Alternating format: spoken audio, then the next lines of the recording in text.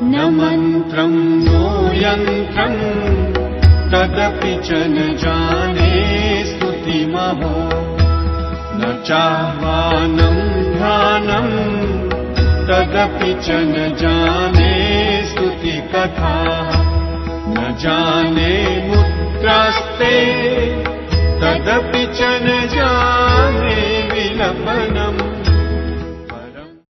स्तुति हम करते हैं। वक्रतुंडम महाकाय सूर्यकोटि समप्रभा निर्विघ्नं कुरु मे देव सर्वकार्येषु सर्वदा सर्वमंगलमांगल्ये शिवे सर्वार्थसाधिके शरण्ये त्र्यंबके गौरी नारायणी नमोस्तुते। जयंती मंगला काली भद्रकाली कपालिनी दुर्गा क्षमा शिवा धात्री स्वाहा स्वधा नमोस्तुते। परम आदरणीय भक्तगण, आप सभी लोगों का हार्दिक स्वागत है। विशेष रूप से आज हम यहाँ उपस्थित हैं नवरात्र से संबंधित कथा श्रवण करने के लिए। 7वीं रात्रि है भक्तगण। संसार में मनुष्य का भाग्य उदय जब होता है तो मनुष्य को कथा श्रवण करने का सुअवसर भी प्राप्त होता है और सत्संग की भी प्राप्ति होती है। कहा गया है कि जहाँ सत्संग होता है, जहाँ अच्छा विचार होता है, जहाँ अच्छी मति होती है, वहाँ संपत्ति ही होती है। और जहाँ अच्छा विचार नहीं होता, जहाँ कुमति होती है, तो वहाँ अनेकों प्रकार की विपत्ति भी छा जाती है। इसलिए कहा गया है कि संत समाज परम आवश्यक है भक्तगण। यहाँ तक कि गोस्वामी तुलसीदास जी महाराज भी कहते हैं, बिनु सत्संग विवेक न होई, राम कृपा बिनु सुलभ न सोई। वे कहते हैं कि बिनु सत्संग विवेक न होई। सत्संग के बिना, अच्छे संग के बिना विवेक नहीं हो पाता, अच्छे और बुरे की पहचान भी नहीं हो पाती। अभी जो हम यहाँ रात्रिकालीन समय में उपस्थित हैं कथा श्रवण करने के लिए, तो समझ लीजिए एक प्रकार से सत्संग ही हो रहा है अभी, और शिक्षाप्रद कथाएं सुनाई जा रही है कि जिससे भक्तों का कल्याण हो, प्राणियों का कल्याण हो और हम अज्ञानता से भी दूर रहें। प्रकाश यदि आएगा जीवन में, डिवाइन लाइट के आने पर, दैवी गुण के आने पर भक्तों का कल्याण अवश्य होता है, प्राणियों का कल्याण अवश्य होता है। और जो हम प्राणी हैं, हम में दैवी गुण अगर हैं भी, तो समझ लीजिए जगत जननी जगदम्बा माता की कृपा से ही। बिनु सत्संग विवेक न होई, मैं यह भी कह गया कि सत्संग के बिना अच्छे और बुरे का ज्ञान नहीं हो पाता। अच्छा क्या है हमारे लिए और बुरा क्या है हमारे लिए, हमें इसका भी ज्ञान नहीं हो पाता। और वो भी राम कृपा बिनु सुलभ न सोई। परमात्मा की कृपा के बिना भी हमें सुगमता पूर्वक सत्संग नहीं मिल पाता। तो राम कृपा कहाँ से प्राप्त करेंगे? ऐसे ही चलते चलते राम कृपा प्राप्त कर लेंगे क्या? परमात्मा को जब तक अपनी भक्ति से, अपने प्रेम से, सेवा भाव से जब तक उन्हें प्रसन्न नहीं करेंगे, तो उनकी कृपा भी नहीं प्राप्त करेंगे। वैसे सभी व्यक्ति पर परमात्मा की कृपा तो है, कारण कि हम में प्राण है, भगवान ने हमें शरीर दिया। तो कहने का तात्पर्य यहाँ यह है भक्तगण कि परमात्मा की सेवा जब हम निरंतर करते रहेंगे, श्रद्धा भक्ति प्रेम पूर्वक उन पर अटल विश्वास रखते हुए, तो निसंदेह राम कृपा, राम कृपा बिनु सुलभ न सोई। तो भगवान क्या करते हैं, सत्संग जब हम प्राप्त करते हैं तो धीरे धीरे धीरे धीरे उनकी सेवा करने लगते हैं। और जब सेवा करने लगते हैं भगवान की, तो हम डायरेक्ट वैसे भक्त नहीं बन सकते। कोई बोलता है कि वो भक्त हो गया, पहले सेवक बनना चाहिए। हमें सेवा करनी है पहले परमात्मा की। मानव की सेवा कीजिए, मानव सेवा माधव सेवा। जब तक हम संतों के साथ उठेंगे बैठेंगे नहीं तो ज्ञान भी प्राप्त नहीं कर पाएंगे। लेकिन परमात्मा की सेवा हम करते रहेंगे समकाल में, तो और भगवान प्रसन्न जब हो जाते हैं तो निसंदेह हमें सत्संग की प्राप्ति होती है। और इसमें यह भी कहा गया है कि सत्संग में जहां जो है सो कि हम जो हमारे लिए सत्संग जो होता है वो एक मोबाइल टीम है, समझ लीजिए। सुगम है सत्संग और जंगम भी है। जंगम का अर्थ है कि चलता फिरता समाज है, ये चलता फिरता समाज, तीर्थराज है ये चलता फिरता। भारत में जो तीर्थराज है वो वहीं रहता है। अन्य देशों से लोग जाते हैं दर्शन करने, अर्चन करने, पूजा करने वहां। लेकिन कहते हैं कि जो संत समाज होता है वो चलता फिरता समाज होता है, चलता फिरता तीर्थराज हो जाता है। ये जंगम है। ये वहां तो अगर आप जाएंगे तो देखेंगे गंगा की धारा बहती है, यमुना की धारा भी है और सरस्वती नदी की गुप्त धारा भी बहती है। लेकिन यदि हम इस सत्संग को, संत समाज को यदि हम मान लेते हैं चलता फिरता तीर्थराज, चलता फिरता प्रयागराज, तो यहाँ हम कहाँ से भक्ति लाएंगे, कहाँ से जो है सो कि हम गंगा लाएंगे, यहाँ कहाँ से यमुना लाएंगे, कहाँ से सरस्वती नदी लाएंगे। तब इसमें गोस्वामी तुलसीदास जी महाराज कहते हैं संतों के विषय में, कहते हैं राम भगति जहाँ सुर सरी धारा,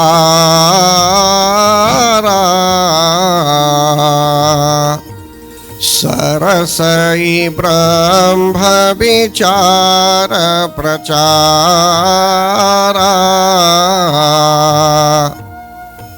कि इस तीर्थराज में राम भक्ति जहाँ सुर सरी धारा, जो भगवान की भक्ति की जाती है, जो सेवक हैं और सेवकों में जो राम कृपा प्राप्त है, परमात्मा की सेवा करते करते प्रतिदिन पत्रम पुष्पम फलम तोयम आदि हरिनाम स्मरण करते हुए 9 प्रकार की जो भक्ति है, नवधा भक्ति, हरिनाम स्मरण भी करेंगे, प्रभु के नाम का अथवा उनके नामों का याद भी करेंगे प्रसन्नता पूर्वक, तो वो भी एक भक्ति है। सरल जीवन व्यतीत करना, सरलता हमारे जीवन में, वो भी अपने आप में एक भक्ति है। और संतोष होना हमारे जीवन में, संतोष, तो वो भी एक प्रकार की भक्ति है। हरि कीर्तन करना, नाम जपना, ये भी एक भक्ति है। सिर्फ भजन सुनाने से ही दुर्गा माता प्रसन्न नहीं होगी। बैठ के मंत्र जाप करेंगे, हरि नाम स्मरण करते रहेंगे, कथा भी श्रवण करेंगे प्रसन्नता पूर्वक, तो भी समझ लीजिए प्रेम भाव की वृद्धि होगी और भक्ति की जागृति भी हो जाएगी। तो अभी बताया जा रहा है कि राम भक्ति जहाँ सुर सरी धारा, इस चलते फिरते तीर्थराज में हम कहाँ से गंगा की धारा लाएंगे?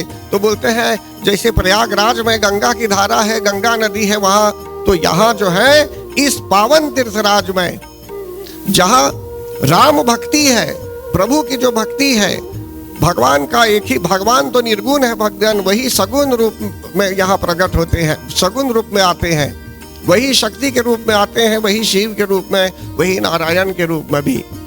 तो जो हम सेवा करते हैं उनकी, और जो भक्ति यहाँ है, जो जिस भक्ति का प्रवाह है यहाँ, तो समझ लीजिए यही गंगा की धारा भी है यहाँ।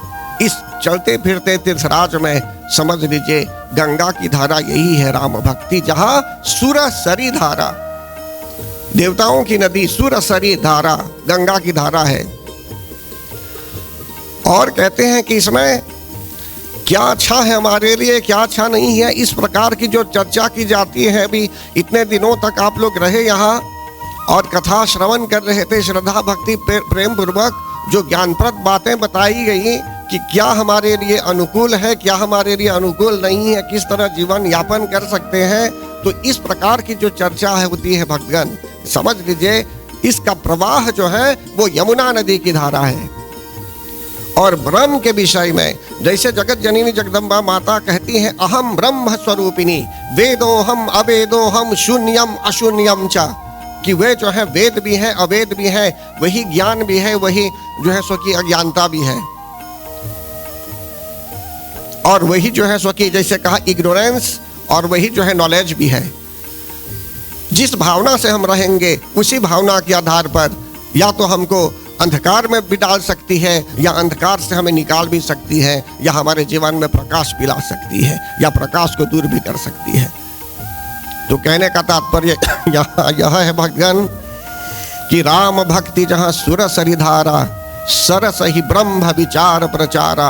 और परमात्मा के विषय में परब्रह्म जो निर्गुण स्वरूप है, जो गुप्त है, उन सरस्वती माता की नदी जैसे गुप्त बहती है वहाँ, इसी प्रकार ब्रह्म के विषय में जो हम चर्चा करते हैं सत्संग में, ये एक प्रकार की गुप्त धारा बहती है। तो परम आदरणीय भक्तगण, प्रथम अध्याय से लेकर जो कुछ आज तक समझाया गया, इन सब श्लोकों से भी आपको अवश्य लाभ हुआ होगा। और कितने भक्त लोग जो हैं वे यूट्यूब चैनल में भी पुनः देखते हैं और श्रवण भी करते हैं, कारण कि जो भी कहा गया यहाँ नवरात्र के समय, समझ लीजिए उसका अधिकतम भाग यूट्यूब में भी है। तो यहाँ अब हम पंचम अध्याय में जैसे कल बता रहे थे भक्तगण, जगत जननी जगदम्बा माता ने जब असुरों का नाश कर दिया, महिषासुर का भी नाश किया, महिषासुर की सेनाओं का भी नाश कर दिया, और महिषासुर अहंकार का प्रतीक था, उसके साथ जो सेना लोग थे ये अहंकार ग्रेट ईगो की सेनाओं के रूप में जो लोग थे वहां पर सोल्डा के रूप में, इन लोगों का अंत भी जगत जननी जगदम्बा माता ने किया। तो फिर यहां बता रहे हैं आपको, जब तक अहंकार मिटाएगी नहीं वे, जब तक अहंकार नहीं मिटाएगी, कोई भी व्यक्ति हो, हर एक जीवन में जो है सो की हर एक व्यक्ति को जो है सो की अवसर प्राप्त होता है जगत जननी जगदम्बा माता की शरण में आने के लिए। कहा गया है, शरणागत दीनार्थ परित्राण परायणे सर्वस्यार्ति हरे देवी नारायणी नमोस्तुते। उनकी शरण में जब हम आए हुए हैं, जब जगत जननी जगदम्बा माता की शरण में हम आए हुए हैं, तो तन मन आत्मा से भी, तन मन और आत्मा से भी लीन हो जाना चाहिए, तन मन धन से भी लीन हो जाना चाहिए उनके चरणों में अथवा उनकी शरण में। तन यदि यहाँ है और मन यदि अन्यत्र चला गया तो पूरी जो है सो कि पूर्ण रूप से हम ध्यान केंद्रित नहीं कर पाएंगे। इसलिए भक्तों से मैं निवेदन करता हूँ, ये भाग्य उदय हुआ है अभी, तो कथा श्रवण करने का जो है सो कि अवसर आप लोगों को लाइव हो रहा है अभी। इसलिए मैं बोलूँगा कि जैसे शरणागत दीनार्थ जो उनकी शरण में चला जाता है, चाहे वो दीन है, चाहे वो दुखी हो जाए, जैसे भी है, अगर वो प्रेम भाव है, वो लगन लग गया, आप पुकार रहे हैं उनको, तो समझ लीजिए आपकी पुकार को वो अवश्य सुन लेगी और उनकी कृपा दृष्टि भी पड़ने लगेगी हम पर, तत्काल पड़ेगी कृपा दृष्टि और आगे चलकर भविष्य में भी पड़ती रहेगी। ये मैं नहीं कहता हूँ, जगत जननी जगदम्बा माता स्वयं बताती है। और ऐसे ऋषि लोग जो प्रार्थना कर रहे थे महिषासुर आदि राक्षसों के मरने के बाद, उनके देहांत होने के बाद, तो ऐसी स्थिति में उन्होंने प्रार्थना की थी। तो यहाँ मैं बताना चाहूँगा अभी कि जगत जननी जगदम्बा माता ने तो ऋषियों को वरदान दिया, देवताओं को वरदान दिया, देवताओं को वरदान दिया। जगत जननी जगदम्बा माता उनकी प्रार्थना से बहुत प्रसन्न जब हो गई तो देवताओं को कहा कि आप लोग वर मांगिए, क्या वरदान मांगना चाहते हैं, मैं वरदान देने वाली हूँ। तो ऐसी स्थिति में देवताओं ने कहा कि हे मातेश्वरी, आपने तो अनेकों राक्षसों का अंत किया, लेकिन आप प्रसन्न हैं और वरदान देना ही चाहती है, तो यह वरदान दीजिए कि जब जब हम आपको पुकारेंगे संकट आदि काल में भी, तो आप हमारी पुकार सुनेगी, हमारी रक्षा करेगी। ये देवताओं ने ऐसा उनके लिए मांगा प्रथम लाइन में। लेकिन इसी लाइन के दूसरे भाग में उन्होंने कहा कि जो भी मनुष्य कहाँ पर रहता है?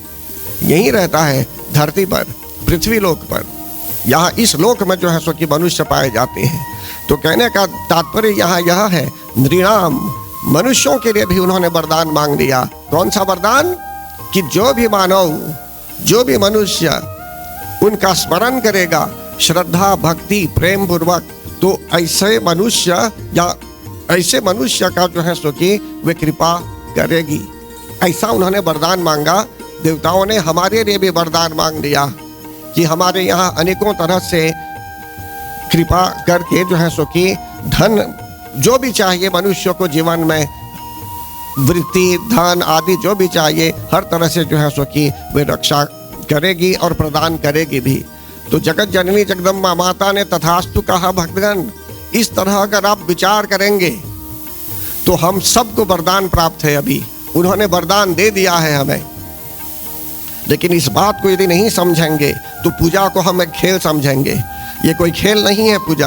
पूजा में आनंद है। जगत जननी जगदम्बा माता आनंद स्वरूपा है, ये परमानंदम है। जब श्रद्धा प्रेम पूर्वक आएंगे, सुनेंगे, बैठेंगे, तो समझ लीजिए धीरे धीरे आनंद की प्राप्ति होने लगेगी। आनंदम, प्रेम भाव जागृत हो जाएगा और उनके साथ हमारा संबंध और दृढ़ भी हो जाएगा।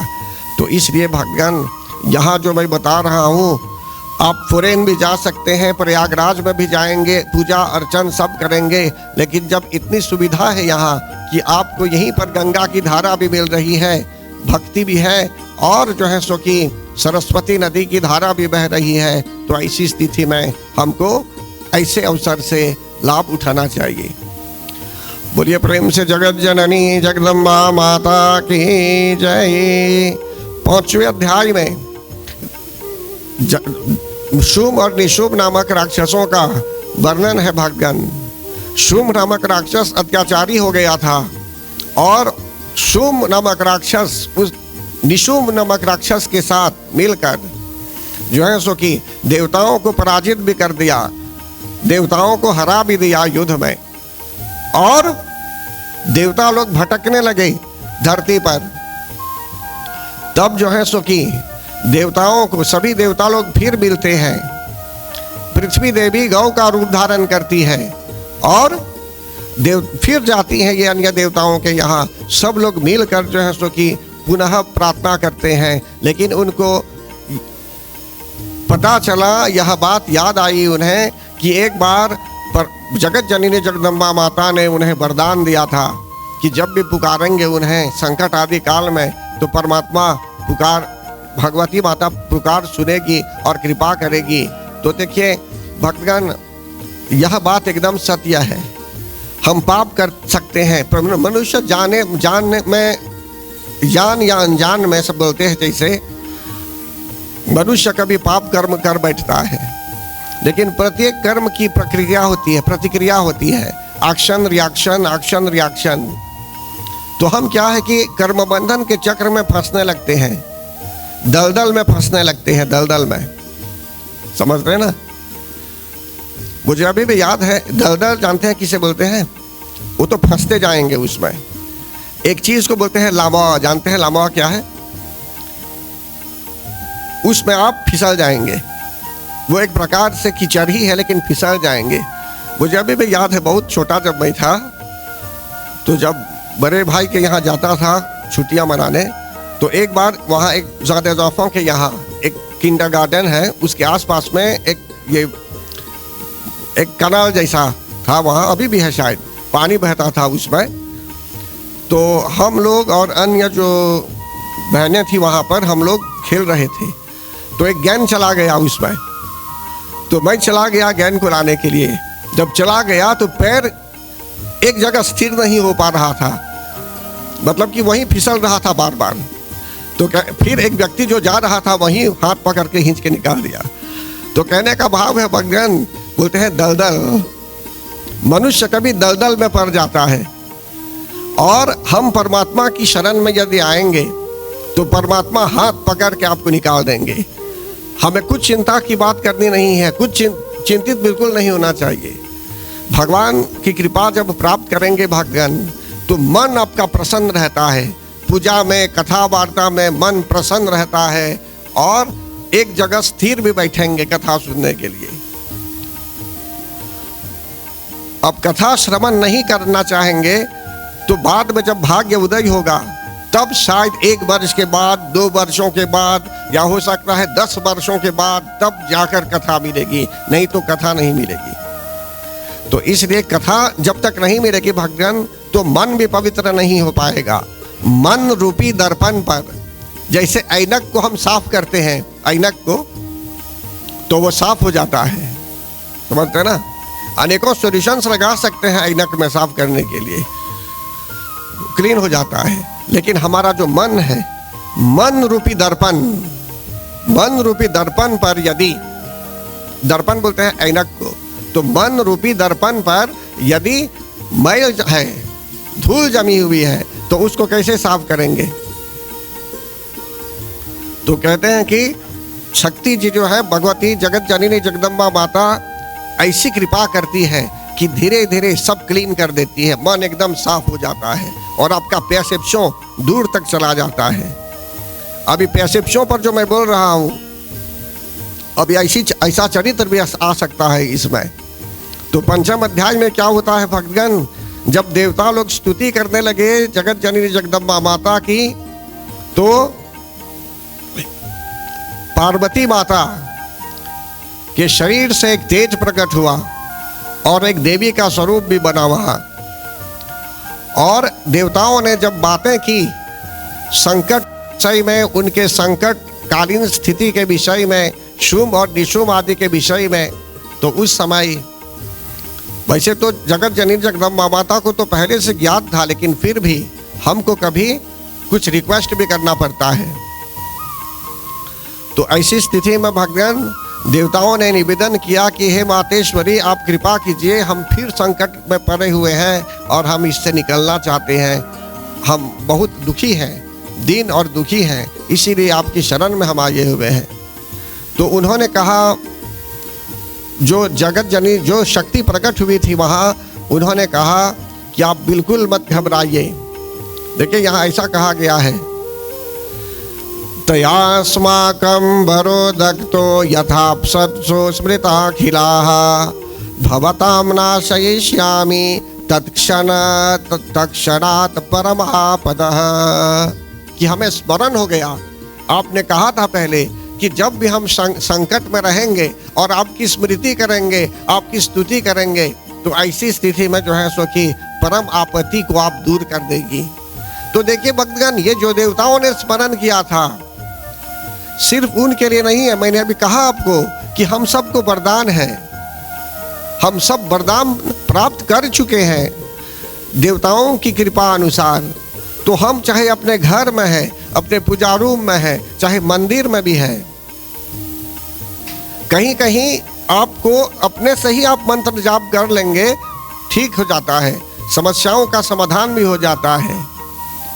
और कहीं कहीं क्या होता है भक्तगण, कहीं कहीं क्या है कि कुछ विशेष गुरुजन के विचार अनुसार कितनी संख्या में कितने मंत्रों का जप भी किया जाना चाहिए, वो भी जब पता चल जाता है, तो आप भली भांति मंत्र जाप जब कर लेते हैं तो समझ लीजिए कुछ ही दिनों में उसका समाधान अपने आप हो जाता है।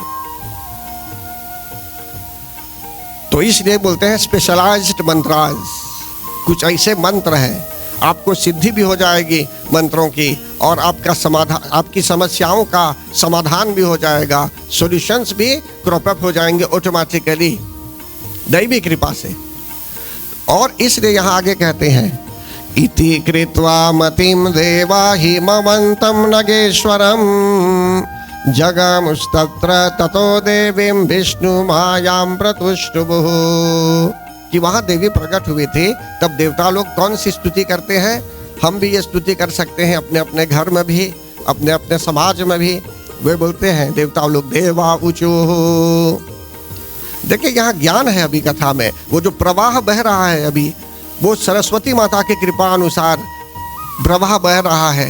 अब ऐसे फ्लो में आकर, ऐसे सत्संग में आकर आप जब कट हो जाएंगे, चले जाएंगे, तो समझ लीजिए कुछ भी आप सोच सकते हैं, लेकिन फिर भी आपने उनका प्रसाद नहीं लिया जो ज्ञान रूपी प्रसाद में देना चाहती है हमें। आगे यहाँ बोलते हैं नमो देव्यै महादेव्यै शिवायै सततं नमः, नमः प्रकृत्यै भद्रायै नियताः प्रणता स्मताम्। सभी देवता लोग कहते हैं कि देवी को, जगत जननी जगदम्बा माता को हम प्रणाम करते हैं। नमस्तस्यै मतलब नमो देव्यै। देखिए संस्कृत शब्द में नमस्ते जो है ये संस्कृत शब्द है। ये बोलते हैं ना नमस्तस्यै, कहीं कहीं बोलते हैं ना नमस्तस्यै नमस्तस्यै नमस्तस्यै नमो नमः। तो इस एक प्रकार से स्तवन है ये। और यहाँ कहते हैं हे देवी, आप जो शिवा के भी नाम से जानी जाती है, हम आपको प्रणाम करते हैं, हम आपको प्रणाम करते हैं। आप भद्रा के रूप में भी हैं, आप नेचर बौद्ध के रूप में है, प्रकृति के रूप में है आप। देखिए बौद्ध नेचर जो हम बोलते हैं, बौद्ध नेचर जो प्रकृति है, प्रकृति अगर प्रकृति डिसाइड करेगी किसी चीज के लिए तो आप हम लोग मनुष्य रोक नहीं पाएंगे, लेकिन प्रार्थना करेंगे तो शक्ति ही रोक पाएगी। मुझे अभी भी याद है कि बहुत पहले जब सदगुरु साईं बाबा जी का पार्थिव शरीर यहीं था, तो उन्होंने संकेत दिया था कि सुनामी आने वाली है, पानी का स्तर बढ़ने वाला है, मॉरिशस के लिए भी खतरा है। और उन्होंने यह भी कहा था कि पोली का कुछ भाग डूब भी सकता है। लेकिन उन्होंने उदाहरण भी दिया था, उन्होंने समाधान भी दिया, उस समय सॉल्यूशंस भी दिए थे। और सॉल्यूशंस के आधार पर एक उनका सॉल्यूशन था भगवती माता की शरण में आने के लिए, मौद्य प्रकृति की शरण में आने के लिए। तब एक टीम, उस समय एक टीम, मैं भी उस टीम में था, एक टीम मतलब कि हम लोगों ने मिलकर वहाँ महाकाली यज्ञ भी किया था। और हवन कुंड 6 फीट का, मतलब कि नीचे धरती के अंदर, जैसे उन्होंने आदेश दिया था, तो वहाँ के जो स्वामी हैं उनके साथ मिलकर समझ लीजिए यज्ञ संपन्न किया गया था। और 1-2 व्यक्ति रेन्यू आइलैंड भी गए हुए थे प्रार्थना करने। तो देखिए बहुत दिनों के बाद जब सुनामी आई भी, बाढ़ जब आया भी, तो उसका उतना प्रभाव नहीं पड़ा मॉरिशस में, कारण कि इन्होंने पहले से ही हमें बता दिया था कि जो है सो कि इस प्रकार की परिस्थिति आ भी सकती है। तो देखिए हम कुछ भी करेंगे, चाहे कितना बलवान भी हो जाएंगे, हम नींद से ज़्यादा बलवान नहीं हो सकते हैं। जैसे नींद लग जाती है तो वहीं गिर जाएंगे।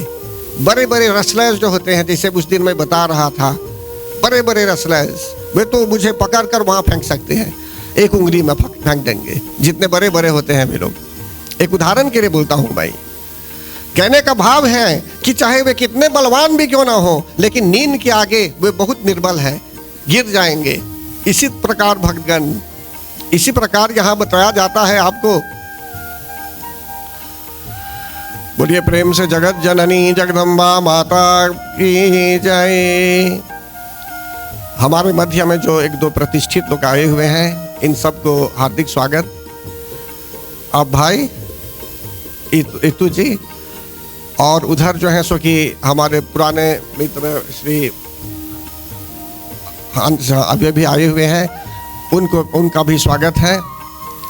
और विशेष रूप से भक्तगण, बहुत प्रसन्नता की बात है कि आप लोग जो है सो कि कथा के प्रवाह में आप पहुँचे और आपको ज्ञान की प्राप्ति अवश्य होगी। तो परम आदरणीय भक्तगण, आगे यहाँ बढ़ते हैं कथा की ओर। यहाँ मौत प्रकृति के विषय में बताया जा रहा है कि हम जब उनसे प्रार्थना करेंगे, उन्होंने कह भी दिया है कि संकटकालीन स्थिति में भी प्रकृति के विषय में दैवी प्रकोप, दैवी मतलब कि सेलेशियल, जो बियॉन्ड ह्यूमन कंट्रोल है, कैटास्ट्रोफ, डिजास्टर्स, समझते हैं ना। अगर ऐसा कुछ आ भी रहा है तो हम प्रार्थना यदि करेंगे तो समझ लीजिए रक्षा भी हो सकती है। और मॉरिशस जहाँ पर स्थित है, हम लोग प्रार्थना अगर करते रहेंगे, धार्मिक लोग बहुत हैं यहाँ, सभी लोग अपने अपने भाव अनुसार पूजा प्रार्थना अर्चना करते रहते हैं, तो मिलजुल कर सभी लोग जब प्रार्थना में मन लगाते रहेंगे तो समझ लीजिए जगत जननी जगदम्बा माता शीघ्र अतिशीघ्र प्रसन्न हो जाएगी। देखिए पूर्व काल में पृथ्वी देवी जब घबरा गई थी राक्षसों के अत्याचार के कारण, तो जब देवताओं को उन्होंने बताया तो सभी देवता लोग संगठित हो गए, संगठित मिल गए और प्रार्थना करने लगे कलेक्टिवली, सामूहिक रूप में। तो व्यक्तिगत रूप में भी हम प्रार्थना करते हैं, वो बहुत ठीक है, लेकिन कभी कभी सामूहिक रूप में जब करते हैं तो उससे और बल होता है।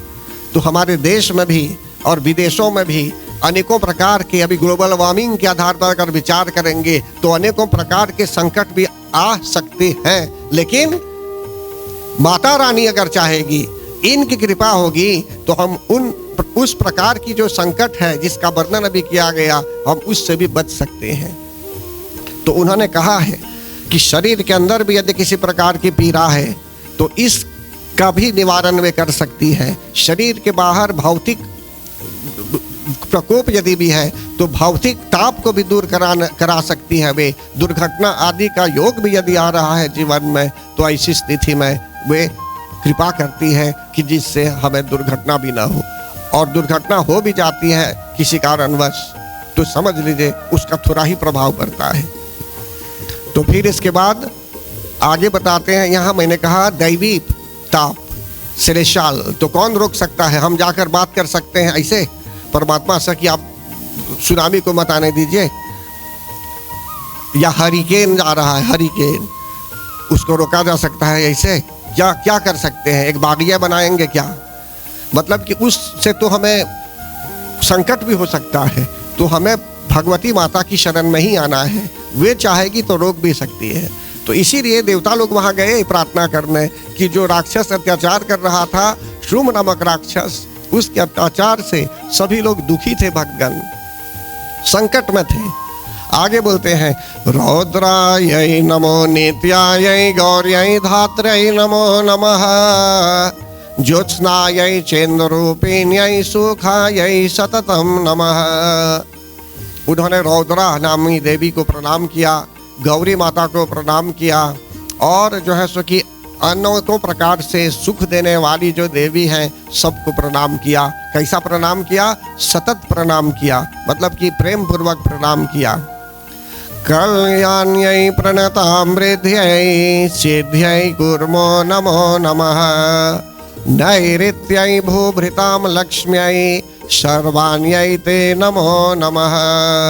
जो भी उनकी शरण में आता है तो उनकी शरण में आने वाले लोगों को जो शरणागत बोलते हैं, उनका कल्याण करने वाली है वे, और सिद्धि भी प्रदान करती है, लक्ष्मी भी प्रदान करती है, समझते हैं ना। और आगे कहते हैं हर एक दिशा में भी, देखिए भगवान यूनिवर्स में अगर आप देखेंगे, यूनिवर्स में जैसे हम मोबाइल फोन से जब बात करते हैं उसमें तार नहीं होता, तो कितने लोग मोबाइल फोन यूज करते हैं? बहुत लोग, सिर्फ मॉरिशस में ही नहीं अन्य देशों में भी, और वो भी इंटरनेशनल कॉल्स भी होते हैं, अभी व्हाट्सएप के माध्यम से भी। तो आवाज़ कहाँ जा रही है? मतलब कि स्पेस में एनर्जी वाइज बहुत कुछ है, अभी फ्रीक्वेंस के रूप में बहुत कुछ है, राजो फ्रीक्वेंस भी है, बहुत सी चीज़ें हैं। इसी प्रकार लिस्पास में भगवान, लिस्पास को अगर देखेंगे आप तो बहुत सी शक्तियाँ हैं इसमें, बहुत सी शक्तियाँ। अब हम पूजा पाठ जब करेंगे, जब साधना करते हैं, आपको पता नहीं क्या आवाहन कर रहे हैं। कहीं कहीं मनुष्य को अगर गलत शिक्षा मिल जाती है, कुछ ऐसा कुछ बुलाने लगता है वो, तो समझ लीजिए अनेकों प्रकार की जो शक्ति है, एक ऐसी शक्ति अगर आ जाती है तो उसको धारण भी नहीं कर पाएगा वो। इसलिए मनुष्य को दैवी भाव से सात्विक रूप में पूजा करने की आवश्यकता है, समझते हैं ना। बुलाने पर अगर साइक्लोन ही चला आता है तब क्या करेंगे? तूफान भी एक राक्षस की तरह है, समझते हैं ना। तो कहने का भाव यहाँ यह है भगवान, श्रीमद् भागवतम में इसका विवरण आता है। तूफान के विषय में भी अनेकों प्रकार के तूफान आदि हैं, इन सब का वर्णन भी आता है। तो हमारे जीवन में भी यदि किसी प्रकार की कठिनाई है तूफान की भांति, तो जगत जननी जगदम्बा माता उसका समाधान हमें देती है। आप जिस दिशा में जा रहे हैं, जो भी आपकी लाइन ऑफ एक्टिविटी है, मतलब कि जो भी आपका कार्य क्षेत्र है, उस कार्य क्षेत्र में अगर आप श्रद्धा प्रेम पूर्वक रहना चाहेंगे तो समझ लीजिए लक्ष्मी माता का आशीर्वाद है कि आपको, दुर्गा माता का आशीर्वाद है कि आपको एक प्रकार से कार्य क्षेत्र भी है और उसमें आप मन लगा रहे हैं और सफलता भी होने लगती है। फिर आगे यहाँ क्या बोलते हैं, आपके कार्य क्षेत्र में वही डिसिप्लिन लाने वाली है। फिर आगे यहाँ दुर्गायै दुर्गपारायै सारायै सर्वकारिण्यै ख्यात्यै तथैव कृष्णायै धूम्रायै सततं नमः। उनको दुर्गा भी कहते हैं भगवान, शक्ति को हम दुर्गपारा भी कहते हैं। भवसागर से पार कराने वाली है वे, मोक्ष प्रदायिनी भी है वे, शक्ति स्वरूपिणी ही भी है। राइट, जो भी हमें चाहिए जीवन में हमको सुख भी देगी, शांति भी देगी हमें, और अंततो गत्वा गाइड करेगी हमें, मार्गदर्शन देगी कि जिससे हम न भटकें और हम अपने जीवन में सफल भी हो जाएं। जैसे हम लोग बोलते हैं ना, जीवन में सफल हो जाएं, या तो भगवान के अनेकों नामों का स्मरण करते हुए जगत जननी जगदम्बा माता हमको सही दिशा में भेज देती है कि जिससे पॉलिश हो जाएंगे हम। पॉलिश, भक्तों में भी अनेकों प्रकार के स्तर होते हैं। एक तो परम भक्त, मतलब कि उनमें बिल्कुल कठिनाई नहीं हो, बिल्कुल जो है सो कि निर्मल एकदम पावन विचार वाला भक्त। तब धीरे धीरे मनुष्य प्रगति करता रहता है, भक्ति पथ पर आगे बढ़ता रहता है, तो एकदम निर्मल भक्त हो जाता है। तो कहने का भाव यहाँ यह है, धीरे धीरे उनकी कृपा अनुसार मनुष्य को संसार में रहते हुए भी, सुख प्राप्त करते हुए भी मनुष्य प्रसन्न रहता है और अंत में सफल भी हो जाता है। मोक्ष पद भी उसको प्राप्त हो जाएगा मरण उपरांत। फिर आगे यहाँ प्रार्थना जो कहते हैं, बोलते हैं या देवी सर्वभूतेषु विष्णु मायेति शब्दिता नमस्तस्यै नमस्तस्यै नमस्तस्यै नमो नमः। कि हे मातेश्वरी, जो देवी प्राणियों में, सब प्राणियों में, सब, यहाँ सब प्राणियों के विषय में कहा गया है, सर्वभूतेषु, चाहे वे कुत्ता हो, चाहे वो बिल्ली हो, चाहे बांदर हो, कुछ भी हो, हर एक प्राणी में वे विष्णु माया के रूप में है। समझते हैं ना? तो बोलते हैं विष्णु माया मायेति शब्दिता नमस्तस्यै नमस्तस्यै नमस्तस्यै नमो नमः। ये एक प्रकार की प्रार्थना भी है। फिर बोलते हैं या देवी सर्वभूतेषु चेतनेत्याभिधीयते नमस्तस्यै नमस्तस्यै नमस्तस्यै नमो नमः। कि यही जो माता जी हैं, ये जो शक्ति है, जो पराशक्ति है भगवान, प्रत्येक प्राणी में कॉन्शियसनेस के रूप में भी है, कॉन्शियसनेस के रूप में। समझते हैं ना? फिर आगे बोलते हैं या देवी, इनको तो प्रणाम करते हैं वैसे, नमस्तस्यै नमस्तस्यै नमस्तस्यै नमो नमः। तो हम अपने घर में भी प्रार्थना जब करेंगे, समाज में भी, तो हम बोल सकते हैं नमस्तस्यै नमस्तस्यै नमस्तस्यै नमो नमः। देखिए, अब बोल सकते हैं आप कि मन से हम भगवान को पुकार चुके हैं, ठीक है, वो भी ठीक है, लेकिन ये जो श्लोक है, ये जो प्रार्थना है, इसकी फोटोकॉपी भी रख सकते हैं, ट्रांसलिटरेशन में भी आता है, ये इसका अनुवाद भी है। तो क्या है कि ये कोड है, ये कोडिंग है, ये मतलब कि जो आप मांगना चाहते हैं अपने मन से, इसमें एकदम क्लियर लिख दिया गया है ये। तो एक प्रकार से स्तुति भी हो जाती है, प्रार्थना भी हो जाती है। और बोलते हैं नमस्तस्यै नमस्तस्यै नमस्तस्यै नमो नमः। अब बोलते हैं या देवी, सब लोग बोलेंगे या देवी सर्वभूतेषु बुद्धि रूपेण। कि हे देवी, आप जो सब प्राणियों में बुद्धि के रूप में है, देखिए प्रथम अध्याय में बताया गया था कि जो पशु होते हैं उनमें भी बुद्धि होती है। उनके बच्चों को, जैसे पक्षी है, उसके बच्चों को चोंच में किस तरह से अन्न डालता है वो पक्षी, कारण कि उसको पता है कि उसको खिलाना चाहिए। देखते हैं ना, चाहे क्रोकोडाइल क्यों ना हो, क्रोकोडाइल ऐसा प्राणी है, उसके जन्म के दिन ही, जिस दिन उसका जन्म हुआ उसी दिन उसको खाने के लिए जब देंगे तो एक जो अनेकों प्रकार के जो जीव होते हैं उसके आगे, जो प्राण शरीर होते हैं उसके आगे, वो खा सकता है, मतलब कि उसी दिन से जिस जन्म हुआ। लेकिन पक्षी के लिए धीरे धीरे, कुत्तों के लिए भी धीरे धीरे, मतलब कि ये पानी पीना आरंभ करते हैं। बिल्ली भी ऐसे ही है, मनुष्य भी ऐसा ही है, हम में भी कुछ ऐसे गुण हैं, समझते हैं ना। तो कहने का भाव है कुछ गुण हमें सिखाते हैं लोग, कुछ गुण अपने आप चले आते हैं मनुष्य में। तो यहाँ कहा जा रहा है कि बुद्धि रूपेण संस्थिता, यदि बुद्धि है हमारे यहाँ तो समझ लीजिए हम मानव हैं, मनुष्यधारी हैं हम। 84 लाख योनियों में भक्तगण, we have 8,400,000 species of life. और इसमें जो है सो कि मनुष्य बन जाना ये कोई साधारण बात नहीं है। ये जानते हैं कब पता चलता है ये कि साधारण बात नहीं है? जब मनुष्य कभी स्मशान भूमि में जाता है, स्मशान भूमि में अंतिम संस्कार कराने, या किसी शव को ले गया वहाँ, मित्र का, इष्ट मित्र का, किसी का ले गया वहाँ अंतिम संस्कार करवाने या कराने या सहयोग देने, तो उस समय कहा गया है चाणक्य नीति में कि वह जो मोमेंट होता है एक यूनिवर्सिटी की तरह होती है। उससे ज्ञान मिलता है हमें कि संसार में हम हरदम के लिए रहने वाले नहीं हैं, कुछ समय के लिए होते हैं जीवन में, और शरीर छूट जाएगा एक दिन। वो ज्ञान मिलता है, तब हम बोलते हैं कि हम अब जो है सो कि ऐसा कुछ करेंगे कि जिससे हम और कल्याण करें अन्य लोगों का भी, और हम भी जो है सो कि कुकर्म न फंसे, हम निकल जाएं और जो है सो कि प्रभु की शरण को हम ले लें। देखिए प्रभु राम के विषय में जब कहा गया है तो गोस्वामी तुलसीदास जी एक बार गए हुए थे, उनकी पत्नी चली गई थी माता जी के यहाँ घूमने के लिए। तो गोस्वामी तुलसीदास जी महाराज चले गए मिलने। उन्होंने कहा कि देखिए जो है सो कि वहाँ कैसे गए हुए, तो रस्सी पकड़ कर चले गए मिलने। रात्रि का समय था। जब पूछा गया उनसे कि आप कैसे आए यहाँ, तो उन्होंने कहा रस्सी पकड़ कर। तो उनकी पत्नी ने कहा कि यहाँ कोई भी रस्सी नहीं है, आप सांप पकड़ के आए हुए हैं यहाँ।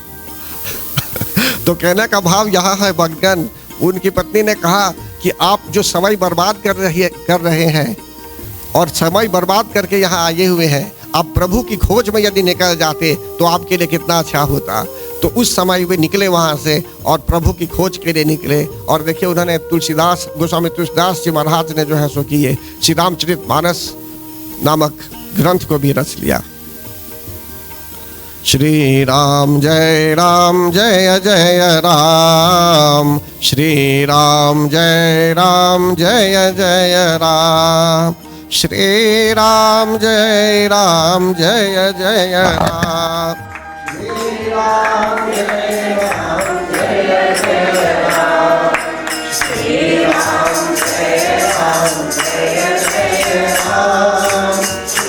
राम जय राम, जय जय राम, श्री राम जय राम, जय जय राम, श्री राम जय राम, जय जय राम, भगवान हरि नारायण, भगवान हरि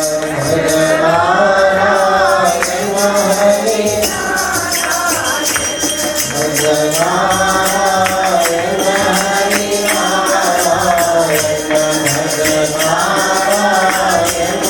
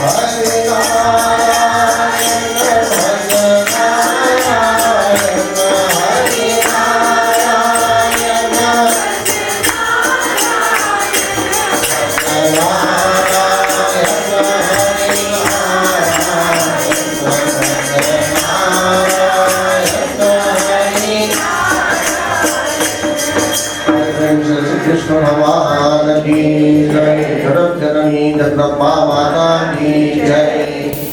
तो अभी बताया गया कि बुद्धि के रूप में भी स्थित है हमारे शरीर के अंदर, और हम अपनी बुद्धि का सही प्रयोग यदि करेंगे, सुमति, अच्छी मति, अच्छा विचार यदि मिलता है हमें, और सद्बुद्धि हो जाती है, और हम सही रूप में बुद्धि का यही प्रयोग करेंगे, तो समझ लीजिए हम प्रभु की शरण को कभी नहीं छोड़ेंगे, जगत जननी जगदम्बा माता की अर्चना को कभी नहीं छोड़ेंगे, और दृढ़ता पूर्वक उनकी शरण धरे रहेंगे। हम कैसे धरेंगे शरण? एक तो आपकी आस्था है उन पर, आपका मन लगा हुआ है, आपका विश्वास है, और दूसरी बात है कि यज्ञ आदि से आप उन्हीं को प्रसन्न करते हैं। कहा गया है जो भी स्वाहा हम बोलते हैं हवन में, स्वाहा आदि शब्द जो उच्चारण करते हैं, तृप्ति उनकी होती है। मतलब कि अगर हम बोलते हैं ओम अंबिकायै नमः स्वाहा, अभी तो देखिए प्रतिदिन प्रातःकालीन समय में यहाँ पूरी सप्तशती के बीज मंत्रों द्वारा, मतलब कि एक अध्याय में, प्रथम अध्याय में 104 श्लोक है, तो 104 बीज मंत्र भी है, तो इन बीज मंत्रों से स्वाहा होता है, स्वाहाकार।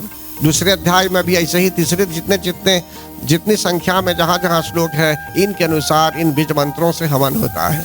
जैसे कि अगर आप शनि के लिए मंत्र बोलना चाहेंगे तो ओम शन्नो देवीरभिष्टयापो भवन्तु पीतये शन्योरभिस्रवन्तु नः, उसका बीज मंत्र हो गया ओम प्राम प्रीम प्रोम सह शनैश्चराय नमः, या तो बोलेंगे ओम शम शनैश्चराय नमः। सूर्य का मंत्र हुआ ओम आकृष्णेन रजसा वर्तमानो निवेशयन् अमृतं मर्त्यं च हिरण्ययेन सविता रथेन देवो जाति भुवनानि पश्यन्। बीज मंत्र हुआ ओम गृहिणी सूर्याय नमः। इसी प्रकार भक्तगण बीज मंत्रों में ये बीज है, ये बीज मंत्र।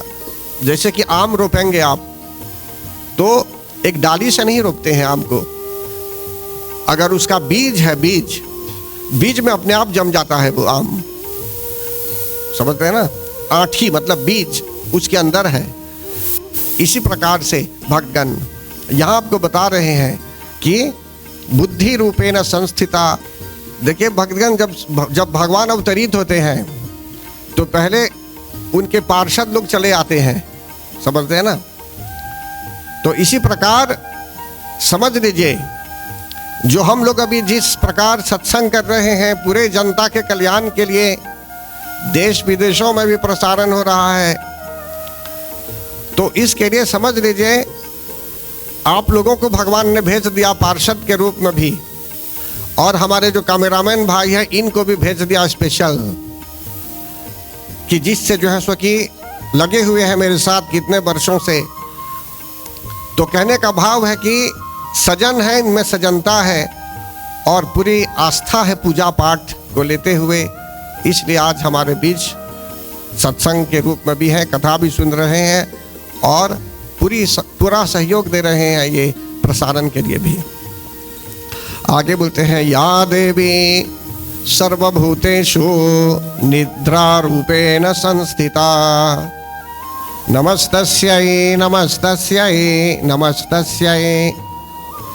कि हे मातेश्वरी, देखिए देवता लोग जाकर वहाँ देवी की प्रार्थना करते हैं कि हे मातेश्वरी आप ही सब प्राणियों में नींद के रूप में भी स्थित हैं, आपको हम प्रणाम करते हैं निद्रा रूप में भी, और आप ही जो है क्षुधा के रूप में भी है। या देवी सर्वभूतेषु क्षुद्धा रूपेण संस्थिता नमस्तस्यै नमस्तस्यै नमस्तस्यै नमो नमः।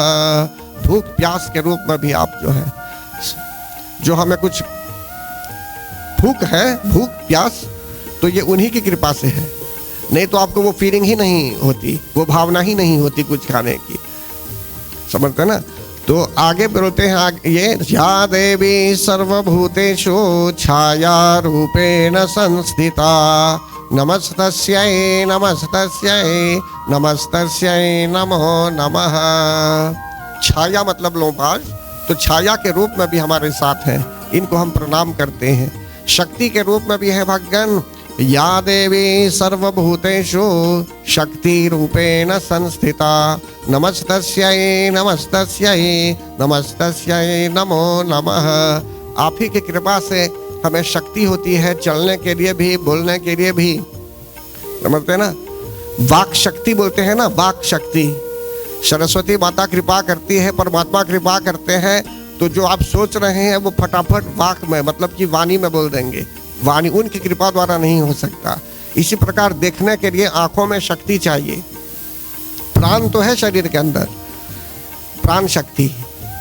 अगर सिर्फ प्राण शक्ति ही से हम देख सकते तो चश्मा का प्रयोग भी नहीं करते तब।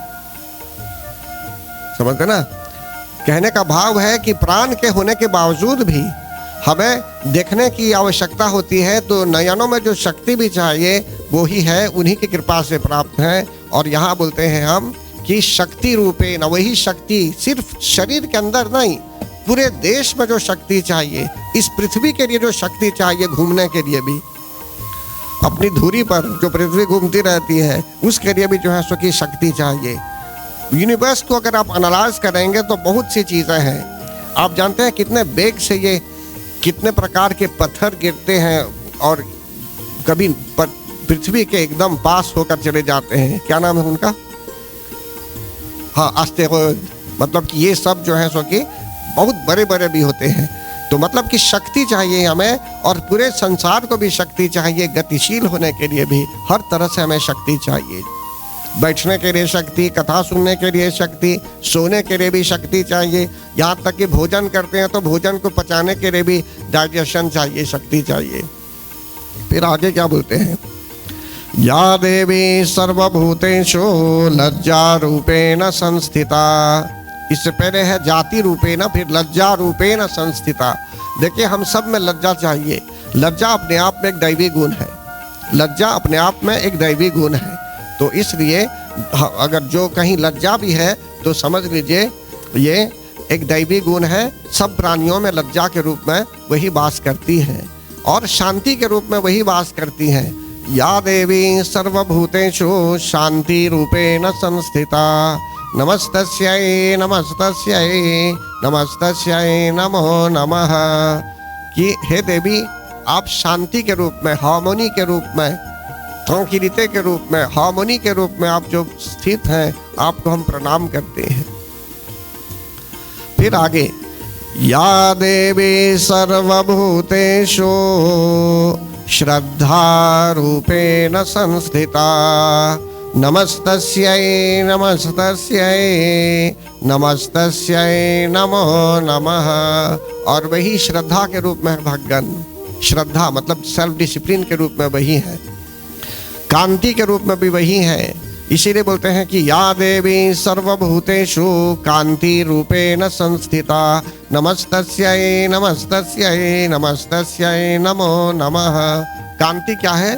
मतलब कि एक प्रकार का जो ग्लो होता है, जो भगवान के भक्त भी होते हैं या कोई भी व्यक्ति, यहाँ तक कि जो किसी भी माध्यम से वो प्रार्थना करता है, अगर वो एक ग्लो हो जाता है। वो ये जरूरी नहीं है कि शरीर गोरा होना चाहिए, या शरीर चाहे रंग, चाहे कॉम्प्लेक्शन, चाहे काला भी क्यों ना हो, लेकिन वो ग्लो होता है उसमें।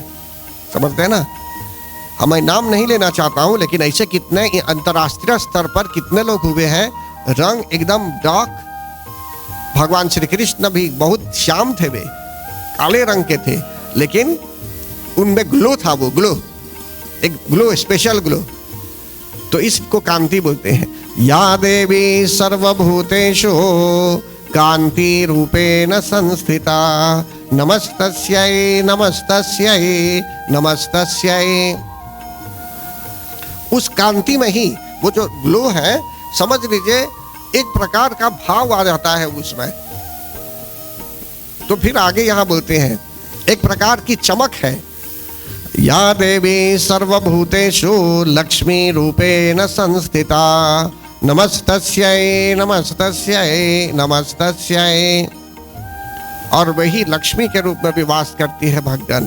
वैसे तो वे लक्ष्मी और अलक्ष्मी दोनों हैं, वे विद्या भी है और अविद्या भी है, लेकिन वे लक्ष्मी के रूप में भी वास करती है समस्त प्राणियों के आसपास, समस्त प्राणियों में भी लक्ष्मी के रूप में वास करती है। और जहाँ लक्ष्मी का वास होता है वहाँ हर तरह से प्रगति ही प्रगति होती है। और दिवाली के दिन भी हम लक्ष्मी माता की आराधना करते हैं, मंत्र जाप आदि करते हैं देर रात्रि तक, समझते हैं ना। तो इस प्रकार से जो है सो कि जो लोग घूमने जाते हैं इधर उधर रात्रि में, उनकी इच्छा, अगर घूमना चाहेंगे ये उनकी मर्जी है। लेकिन फिर भी मैं जो बताना चाहूँगा धार्मिक पहलू पर कि दिवाली के दिन मनुष्य को ज़्यादा मेडिटेशन करना चाहिए, मंत्र जाप करना है। मैं मानता हूँ इष्ट मित्र हैं, सबको मिठाई आदि बांटेंगे, ठीक है वो दिन में कर देंगे, लेकिन रात्रि का समय मैं बोल रहा हूँ, रात्रि के समय में आपको मंत्र जाप, मेडिटेशन ये सब करना है। कोई मंत्र ले लीजिए, उसका पुनश्चरण कीजिए, समझते हैं ना, उसमें समय लगाइए आप। और इधर उधर भटकेंगे, लाइट देखने के लिए घूमेंगे, तो समझ लीजिए आप इस लाइट से वंचित हो जाएंगे। वो जो साधना करना है, इसमें बहुत डिटेल नहीं में बोलना चाहता हूं मैं, लेकिन कहने का भाव है इस एस्पेक्ट से यदि हम देखेंगे, इस एंगल से यदि विचार करेंगे कि लक्ष्मी का वास जो होता है वो कुछ और ही है। जहां गमट हो रहा होगा दिवाली नाइट में, वो दूसरी बात है, जिसकी जैसी मर्जी, जहां जो चाहे वो उसकी मर्जी। लेकिन मैं इस एस्पेक्ट को लेकर बोल रहा हूं कि हमको किस तरह से अपनी रात्रि बितानी होगी उस दिन, ध्यानपूर्वक चिंतन करते हुए। जब ये सब लोप हो गए हैं, कुछ नहीं है, तब लोग बोलते हैं कि बस एक ही प्रकार का एंजॉयमेंट है, अब और कुछ नहीं है। दिवाली की रात्रि में महालक्ष्मी देवी की आराधना बहुत कम करते होंगे, लेकिन ऐसे भी जन हैं जो खूब प्रार्थना करते हैं महालक्ष्मी देवी की। सर्वमंगल मांगल्ये शिवे सर्वार्थ साधिके शरण्ये त्र्यंबके गौरी नारायणी नमोस्तुते। फिर आगे क्या बोलते हैं? या देवी सर्वभूतेषु वृत्ति रूपेण संस्थिता नमस्तस्यै नमस्तस्यै नमस्तस्यै नमो नमः। देखिए भक्तगण, वृत्ति बोलते हैं काम को, जो आपका फिरिया है, कार्य क्षेत्र जो है आपका, काम को आप कभी छोटा मोटा मत समझिए। जो भी काम मिला है उसको कीजिए, प्रसन्न मन से कीजिए अपने काम को। सोचिए कि वो लक्ष्मी माता की कृपा है, दुर्गा माता का स्वरूप समझकर काम कीजिए, समझते हैं ना। काम करने से पहले भगवती माता का स्मरण कीजिए, वृत्ति का स्मरण कीजिए, लक्ष्मी माता का स्मरण कीजिए, तब आप काम शुरू कीजिए। गणपति महाराज का स्मरण, देखिए भारत में अभी भी होता है, दुकान जब लोग खोलते हैं, खोलने से पहले भी 2-4 बार प्रणाम वंदन सब करेंगे, करते हैं या नहीं करते हैं? जो लोग भारत जाते रहते हैं वे जानते हैं, कारण कि उनमें वो लगन, वो श्रद्धा है कि माता रानी की ही कृपा से जो है सो कि इस प्रकार का जो है सो कि आज खुला है यह शॉप या तो यह वर्कशॉप। कहने का भाव है कार्य क्षेत्र में बोल रहा हूँ। तो इसी प्रकार भगवान, जो भी वृत्ति है आपकी, जो भी प्रोफेशन है आपका, जो भी ऑक्यूपेशन है आपका, ये समझ लीजिए उन्हीं की कृपा से आपको प्राप्त है। और सब प्राणियों में वृत्ति के रूप में वही व्याप्त है, राइट। तो अपनी वृत्ति का आदर कीजिए, अपने प्रोफेशन का आदर कीजिए, उसको अच्छी तरह से संपन्न कीजिए कि जिससे जनता की सेवा भी हो, सबका कल्याण भी हो। कभी काम को छोटा बड़ा मत समझिए। अगर आपको एक काम मिला है तो प्रसन्न मन से कीजिए उसको। बहुत लोग चूज करते हैं, इस काम को नहीं करेंगे, उस काम को नहीं करेंगे, इसको करेंगे, उसको नहीं करेंगे, तब तक कितने वर्ष चले जाते हैं। लेकिन जो भगवान की कृपा से आप एक काम में लग जाएंगे तो धीरे धीरे धीरे धीरे उसी काम में लगे रहेंगे प्रसन्नता के साथ, तो और पदोन्नति भी भगवान की कृपा से होती रहेगी समय समय पर। लेकिन शुरू ही नहीं करेंगे काम तो ये अवसर कैसे मिलेंगे आपको? उसमें बहुत सी चीज़ें होते हैं, फैक्टर्स भी है, टर्म्स ऑफ सर्विस भी होते हैं, कितने वर्षों तक आपको काम भी करना है। अभी वृत्ति पर मैं बोल रहा हूँ, समझते हैं ना। तो इसलिए इस पर मनुष्य को सावधान होना चाहिए। या देवी सर्वभूतेषु वृत्ति रूपेण संस्थिता नमस्तस्यै नमस्तस्यै नमस्तस्यै नमो नमः। फिर स्मृति के रूप में वही है। देवता लोग बोलते हैं या देवी सर्वभूतेषु स्मृति रूपेण संस्थिता। नमस्तस्यै नमस्तस्यै नमस्तस्यै नमो नमः। स्मृति कहते हैं याद रखने की शक्ति को, राइट। स्मृति, किसी का नाम स्मृति भी हो सकता है। स्मृति, स्मृति ईरानी, स्मृति, स्मृति ना, तो स्मृति याद रखने की शक्ति। ओके, एक सुंदर नाम है स्मृति। तो रिमेम्बरेंस को बोलते हैं, ये रिमेम्बरेंस, तो वही रिमेम्बरेंस के रूप में है। देखिए धर्म ग्रंथों में कहा गया है कि मरण काल में यदि हम भगवान का नाम याद कर लेंगे और उच्चारण भी कर लेंगे या स्मरण कर लेंगे, रिमेम्बर कर लेंगे, तो जो कुछ भी हमने किया होगा जीवन में, इस जन्म में या इस जन्म से पहले भी जो कुकर्म किए हुए होंगे, या आज से पहले भी जो हमने किया होगा जानबूझकर या अनजान में भी, जो अभी तक जू है, तो सिर्फ हरि नाम स्मरण कर लेने पर भगवान सब माफ कर देते हैं और हमको परम धाम मिल जाता है, बैक टू गॉड हेड चले जाते हैं। तो कब हम ऐसा नाम लेंगे? तो इसके लिए अभी से ही रखना चाहिए, राम राम राम, कृष्णा कृष्णा कृष्णा, एक सेकंड भी जाने मत दीजिए। मन जो है आपका चलता रहना चाहिए, हमारा चलता रहना चाहिए। श्री राम जय राम जय जय राम, श्री राम जय राम जय जय राम, श्री राम जय राम जय जय राम, श्री राम जय राम जय जय राम, श्री राम जय राम जय जय राम, श्री राम जय राम जय जय राम, श्री राम जय राम जय जय राम, श्री राम जय राम जय जय राम, श्री राम जय राम जय जय राम, श्री राम जय राम। देखिए भगवान, आपको समझ लीजिए यहां से एयरपोर्ट की ओर जाना है।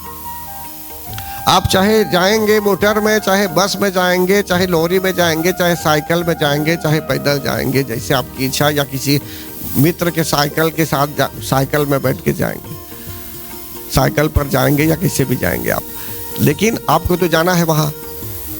हमको तो हरि नाम स्मरण करना है। आप जगदम्बे का नाम लीजिए, हरे कृष्ण महामंत्र जपिए, ओम नमो भगवते वासुदेवाय बोलिए, चाहे नारायणाय नमः बोलिए, लेकिन कुछ ना कुछ तो ऐसे ही समय को जाने नहीं देना चाहिए, कुछ ना कुछ तो होना चाहिए अंदर, समझते हैं ना। चाहे यहाँ से वहाँ आप गए इस मीडियम में, फिर वहाँ से बदल कर दूसरे मीडियम में जा रहे हैं, लेकिन वो तो चलते ही रहना चाहिए। जैसे ओम नमो भगवते वासुदेवाय, ओम नमो भगवते वासुदेवाय, शिव शिव शिव ओम नमः शिवाय, शिव शिव शिव ओम नमः शिवाय, ओम नमो भगवते वासुदेवाय, ओम नमो भगवते वासुदेवाय, शिव शिव शिव ओम नमः शिवाय, शिव शिव शिव ओम नमः। तो क्या है कि स्मृति रहेगी, याद रखनी, जब उच्चारण करते रहेंगे ना तो याद करेंगे आप। अब आप एक दिन में 5 घंटों तक आपने बिल्कुल नाम नहीं लिया, तो बीच में पॉसिबिलिटी होती है, संभावना होती है कि भूल भी जाएंगे भगवान के नाम को। लेकिन जब रटते हैं, रट रहे हैं, मन ही मन में चल रहा है वो नाम, तो याद करेंगे, भूलेंगे नहीं, तो स्मृति रहती है। तो इसलिए स्मृति जरूरी है। और जो व्यक्ति जीवन भर शक्ति की अवहेलना करता है, बोलता है शक्ति कुछ नहीं है, ये ऐसा जो बोलता होगा, तो आपकी दृष्टि में क्या मरण काल में शक्ति स्मृति के रूप में रहेगी उसके मगज में? याद करने की शक्ति होगी उस व्यक्ति को, समझते ना। तो इसलिए समझने की बात है, हमें सावधान हो जाना चाहिए। फिर आगे कहते हैं, यहाँ देवता लोग क्या प्रार्थना करते हैं फिर, या देवी सर्वभूतेषु दया रूपेण संस्थिता, नमस्तस्यै नमस्तस्यै नमस्तस्यै नमो नमः। कि हे देवी, जो देवी सब प्राणियों में दया के रूप में है, उनको हम प्रणाम करते हैं। तो दया क्या है भगवान? दया किसे कहते हैं? दया किसे कहते हैं? कंपैशन, कंपैशन को दया भाव। अगर हम में भाव, दया भाव नहीं होगा तो हम निर्दय हो जाएंगे, पिटीलेस हो जाएंगे, मर्सीलेस हो जाएंगे। इसलिए कहा गया है दया भी जरूरी है। अगर ये दया हमारे अंदर है तो उन्हीं की कृपा समझिए, यही दया देती है हमें। या देवी सर्वभूतेषु दया रूपेण संस्थिता नमस्तस्यै नमस्तस्यै नमस्तस्यै नमो नमः। या देवी सर्वभूतेषु तुष्टि रूपेण नमस्तस्यै, मतलब कि सैटिस्फैक्शन, तुष्टि। आपको प्यास लगी है और कुछ पी रहे हैं, या आप भूखे हैं कुछ ग्रहण कर रहे हैं, भोजन का सेवन कर रहे हैं, आपको तुष्टि है। या तो आप किसी कार्य क्षेत्र में जो है सो कि सफल हुए, आप प्रसन्न हैं, आपको तुष्टि हो रही है, तो समझ लीजिए यही तुष्टि, सेटिस्फैक्शन। जैसे आप काम कर रहे हैं कहीं, but you don't have the job satisfaction, so what you like to do, आपको जॉब चेंज करने की इच्छा होगी, बार बार चेंज, तो क्या होगा? चेंज ही करते रहेंगे, तब तो फिक्स कब होंगे तब एक जगह। तो इसलिए कहा गया है कभी कभी मनुष्य काम करता है कहीं, लेकिन जॉब सेटिस्फैक्शन नहीं है। मैं भी काम पर बोल रहा हूँ, बट किसी भी क्षेत्र में हो सकता है कि आप जो भी कर रहे हैं अपने घर में है, आप सेटिस्फाइड हैं, आपका मन घबरा नहीं रहा है, जो इधर उधर भटक रहा है उसको भटकने दीजिए, लेकिन आप सेटिस्फाइड हैं अपने आप में, जो आप कर रहे हैं जैसे भी हैं आप सेटिस्फाइड हैं, तो बोलते हैं इसको तुष्टि। या देवी सर्वभूतेषु मातृरूपेण संस्थिता नमस्तस्यै नमस्तस्यै नमस्तस्यै नमो नमः। देखिए मातृभाव, मातृभाव जरूरी है। मदरहुड, सब व्यक्ति में थोड़ा मदरहुड होता है, चाहे वो पुरुष भी क्यों ना हो। देखिए बच्चों को हम अगर भोजन दे रहे हैं या किसी पशु को भोजन दे रहे हैं तो मातृभाव होता है, समझते हैं ना? अच्छा, उदाहरण के रूप में आप समझ लीजिए, एक लड़का है, अगर छोटा बच्चा, उसको आप गेंद, एक बॉल देंगे खेलने के लिए, गेंद, तो खूब खेलेगा। अगर लड़का है तो खूब खेलेगा। अगर उस लड़के को एक छोटा पुपेट दे देंगे खेलने के लिए, मार्योनेट, एक खिलौना दे देंगे खेलने के लिए, एक स्वरूप दे देंगे खेलने के लिए, तो उसका हाथ कबार के फेंक भी सकता है, कारण कि उसमें बाय बर्थ वो गुण नहीं होता है। लेकिन माता बहनों में बाय बर्थ ये गुण होता है। उसको अगर एक पुपेट दे देंगे आप, तो पैं लेकर बाल झाड़ने लगेगी वह बेटी, दत्वन करने लगेगी उस पुपेट के लिए, समझते हैं ना? क्यों? उसमें मातृभाव है, मातृभाव। तो पुरुषों में भी मातृभाव होता है, लेकिन माता बहनों में मातृभाव ज्यादा ही है, समझते हैं ना? तो इस प्रकार मैंने उदाहरण दिया अभी। तो ये मातृभाव परम आवश्यक है भगवान। महिलाओं में, बच्चों में, फीमेल्स में जो है सो कि ये नेचुरल इंस्टिंक्ट है, ये नेचुरली उनमें ये भाव आ जाता है, मदरहुड। और जो है सो कि लड़कों में भी भाव आता है धीरे धीरे, लेकिन हर एक व्यक्ति के लिए यहाँ कहा गया है कि जो भी प्राणी संसार में है उसमें ये मातृभाव के रूप में वास करती है जगत जननी जगदम्बा माता। फिर लास्ट में यहाँ कहते हैं या देवी सर्वभूतेषु भ्रांति रूपेण संस्थिता नमस्तस्यै नमस्तस्यै नमस्तस्यै नमो नमः। अगर कन्फ्यूजन हो रहा है तो ऐसी स्थिति में समझ लीजिए वही कन्फ्यूजन ला भी सकती है जीवन में, भ्रांति भी ला सकती है, कन्फ्यूजन भी ला सकती है जीवन में। ऐसे इस प्रकार से हम उनको प्रणाम करते हैं, समझते हैं ना? देखिए एक उदाहरण दे रहा हूं आपको समझने के लिए। एक बार उत्तर प्रांत से निकलकर तेऊज के आसपास से निकलकर मुझे फेनिक्स आना था, यहाँ ऑफिस, किसी ऑफिस में आना था, और लोग प्रतीक्षा कर रहे थे मुझे, मेरी कुछ विशेष प्रयोजन के लिए हमें आना था, और सब लोग मिलने वाले थे वहाँ पर, एक मीटिंग भी होने वाली थी। लेकिन तेऊज ही में रास्ता इतना बंद हो गया कि जितने बजे मुझे निकल आना था वहाँ से यहाँ आने के लिए, एकदम ब्लॉक्ड। तब तक रास्ते पर क्या होता है, अब मोटर तो जा ही नहीं रहा था, तब तक एक व्यक्ति ने कहा कि अगर एक लिफ्ट मिल सकता है उसको। मैंने कहा देखिए मोटर तो जा ही नहीं रहा है, लेकिन आप आना चाहते हैं तो बैठ लीजिए, कोई बात नहीं। थोड़ा आगे हम गए, कहीं भी रास्ता नहीं, हर शॉर्टकट जो मैं जानता हूं उधर, हर तरह जा पहुंचा, निकला, फिर उधर निकोले की ओर भी चला गया, होशबा के रास्ते से भी, तो समझ लीजिए ब्लॉक्ड एकदम। फोन भी चल नहीं रहा था मेरा, बैटरी वीक, चार्जर भी नहीं। लेकिन उस व्यक्ति से के फोन के माध्यम से समझ लीजिए कुछ बातें हुई जहां फोन करना था, लेकिन समझ लीजिए जो मैंने कहा कि हम आ सकते हैं इतने बजे तक, वो प्रोग्राम भी नहीं चला, फेल हो गया, कारण कि रास्ता बहुत ही बंद था, कहीं दुर्घटना हुई होगी रास्ते पर, ऐसा समझ रहा था उस समय। लेकिन क्या हुआ, अचानक याद करने लगा कि ऐसा मेरा वहां जाना अनिवार्य था, कंपल्सरी था। ऐसा फिर विचार किया मैंने कि अब क्या करेंगे ऐसी स्थिति में।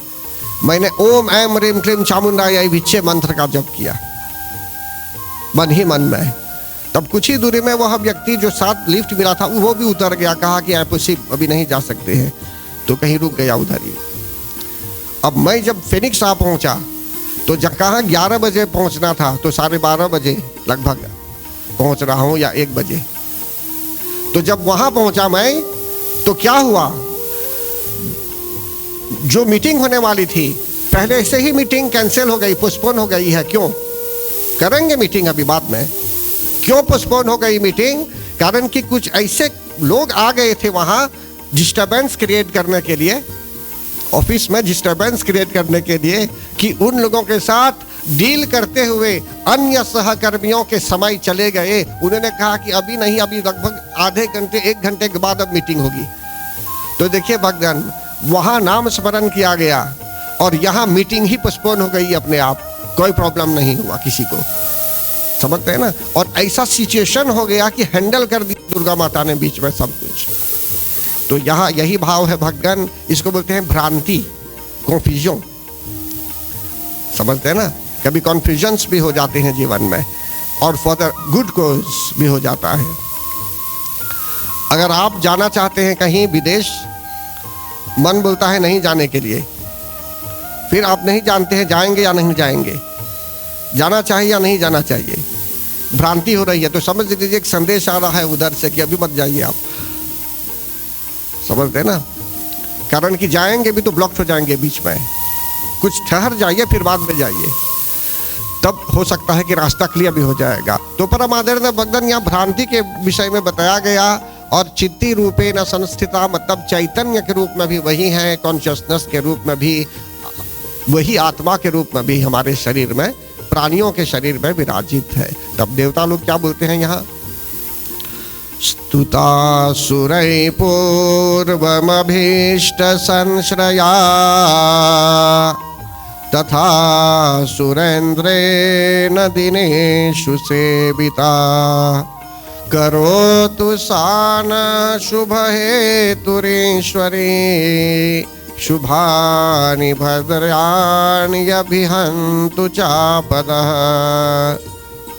कि पूर्व काल में बहुत पहले आपने, मतलब कि देवताओं को जो वरदान दिया था, और खास करके देवताओं ने जिनकी स्तुति की थी, और देवराज इंद्र ने भी अनेक दिनों तक जिनका सेवन किया था, वही ईश्वरी, मतलब कि देवताओं ने जिस ईश्वरी की स्तुति की थी, उसी ईश्वरी से, उसी परमेश्वरी से हम निवेदन करते हैं कि वे हमारा भी कल्याण करें, और जो भी आपत्ति है हमारी जो भी बाधा है, शुभ निशुभ जो बाधा लाना चाहते हैं, इन सब आपत्तियों को भी दूर करें।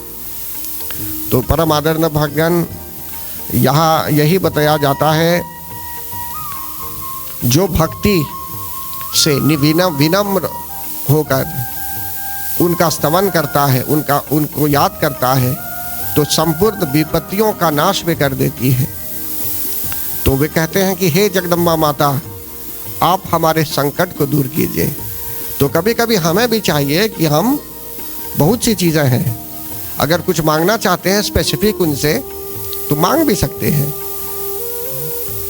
काम या और अकाम या भी है ये पूजा, किसी कामना से भी कर सकते हैं और विदाउट एनी कामना से भी कर सकते हैं, विदाउट एनी इच्छा से भी, बस प्रेम पूर्वक भी। देखिए देवता लोग भी मांगते थे कि हे मातेश्वरी आप कृपा कीजिए, संकट दूर कीजिए। फिर आगे शक्त ऋषिर्वाच, यहाँ मार्कंडेय ऋषि कहते हैं भक्तगण कि इस प्रकार जब स्तुति होने लगी तो पार्वती माता के शरीर से समझ लीजिए एक देवी जो प्रकट हुई थी वहाँ, इस प्रकार उन्होंने इनकी स्तुति सुनी और इन्होंने कहा कि आप चिंता मत कीजिए, आप लोगों का कल्याण अवश्य होगा किसी न किसी प्रकार से। वहाँ उस समय चंड और मुंड जो काम करते थे शुम्भ निशुम्भ के साथ वहीं थे, और इनको सुनने में आ गया कि इस तरह की स्थिति होने वाली है कि देवी आई हुई है रक्षा करने के लिए। और इस देवी का सौंदर्य ऐसा था कि समझ लीजिए चंड और मुंड सोचने लगे कि उनके जो मालिक हैं शुम्भ और निशुम्भ, उनके यहाँ होना चाहिए इस रत्न को, इस स्त्री को, इस माता तो नहीं बोलता था वो, मतलब कि इस स्वरूप को उनके यहाँ होना चाहिए। कारण कि जितने भी देवताओं के अस्त्र शस्त्र आदि थे और जो समुद्र मंथन के अवसर पर जो अश्व भी निकले थे, सब जो है सो कि देवताओं को हरा कर शुम्भ और निशुम्भ ने अपने यहाँ सब रख दिया है। तो इसलिए भक्तगण इस देवी को यहाँ नहीं होना चाहिए, कारण कि इन्होंने इस प्रकार के अस्तित्व को कभी नहीं देखा था, इस प्रकार की हस्ती को कभी नहीं देखा था। सोचा कि ये जो है मनुष्यों में और कुछ स्पेशल है, विशेष है, इसलिए हर एक विशेष वस्तु को उनके स्वामी शुम्भ और निशुम्भ के यहाँ होना चाहिए। तब जाकर वह व्यक्ति, ये दोनों चंड और मुंड राक्षस शुम्भ और निशुम्भ को बताते हैं भक्तगण। तब शुम्भ और निशुम्भ क्या करते हैं, धूम्रलोचन को भेजते हैं 6 अध्याय में। धूम्रलोचन नामक राक्षस को भेजते हैं जगत जननी जगदम्बा माता को लाने के लिए, समझाने के लिए कि जो है सो कि आपका स्थान पर्वत पर नहीं है, आपका स्थान महलों में है, शुम्भ और निशुम्भ के यहाँ है। तो ऐसी स्थिति में भक्तगण जगत जननी जगदम्बा माता से जब धूम्रलोचन मिलता है, तो धूम्रलोचन किसे कहते हैं भक्तगण? धूम्रलोचन एक राक्षस का नाम था। वो धूम्र किसे बोलते हैं? स्मोक, स्मोक को हम धूम्र बोलते हैं। तो आंखों में अगर धुआं है तो आप सामने नहीं देख पाएंगे ना। तो इसी प्रकार मनुष्य जो भक्त लोग हैं, भक्तों की आंखों को क्लीन होना चाहिए। भक्तों की आंखों में यदि किसी प्रकार से धुआं है जिससे आपका परसेप्शन थोड़ा बिगड़ रहा है, तो जगत जननी जगदम्बा माता उस धुएं को हटा देती है। तो उदाहरण के रूप में 6 अध्याय में धूम्रलोचन के वध का अर्थ है the slaying of smoky eyes तो बोलेंगे, लेकिन the slaying of sinful eyes। अगर हमारी आंखों में पाप छा गया है तो हम दुनिया को अलग देखेंगे, दोष निकालेंगे, समझते हैं ना। छोटी छोटी बातों लेकर दोष निकालेंगे, क्या ऐसा बोलना था, ऐसा नहीं हुआ, समझते हैं ना। दोष निकालेंगे, गलत समझ जाएंगे, गलत बात करेंगे, आंखों में दोष आ गया इसलिए। तो इसलिए यहाँ आप चाहे चश्मा फर्स्ट क्लास लगाएंगे, फर्स्ट क्लास, लेकिन आंखों के अंदर यदि इस प्रकार का दोष आ गया तो पाप रह जाता है आंखों में। इसलिए यहाँ बताया जाता है देवी ने क्या किया भगवान जगत जननी जगदम्बा माता ने धूम्रलोचन नामक राक्षस का वध कर दिया 6ठे अध्याय में। तो प्रथम अध्याय से जब मैं बोल रहा हूँ, जब मनुष्य नवरात्र में पूजा करता है और वैसे ये मेधा ऋषि बता रहे हैं राजा सूरत को और समाधि जी को, ये दोनों उनसे मिलने गए थे उनके आश्रम में। तो मेधा ऋषि समझा रहे हैं इन दोनों को। देखिए वे बोल रहे हैं कि धूम्रलोचन का वध जैसे हुआ, इसी प्रकार हमारी दृष्टि में भी अगर किसी प्रकार से पाप है तो जगत जननी जगदम्बा माता की शरण में जब हम जाएंगे तो पापों को वे क्लीन कर देगी, हटा देगी। धूम्रलोचन को जैसे उन्होंने काट गिराया, इसी तरह हमारी आँखों को भी शुद्ध कर देगी, शुद्धता आएगी, तब और प्रगति करेंगे जीवन में। तो आज 6ठी रात्रि है, 7वीं रात्रि है भगवान।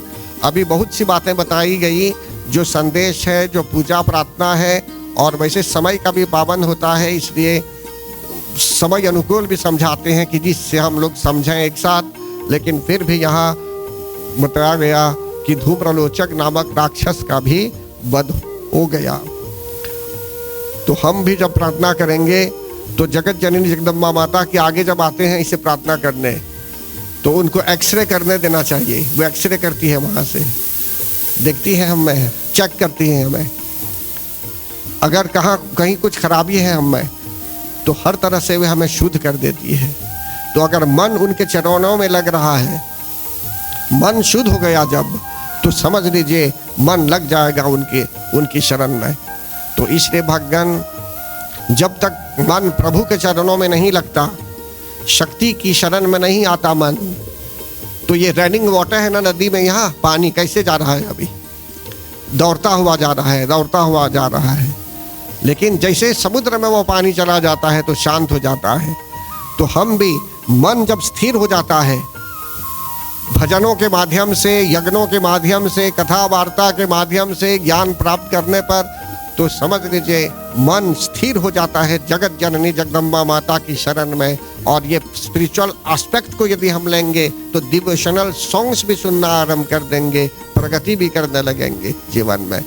तो परम आदरणीय भक्तगण, कथा वार्ता को और आगे बढ़ाएंगे आगे चलकर बाद में।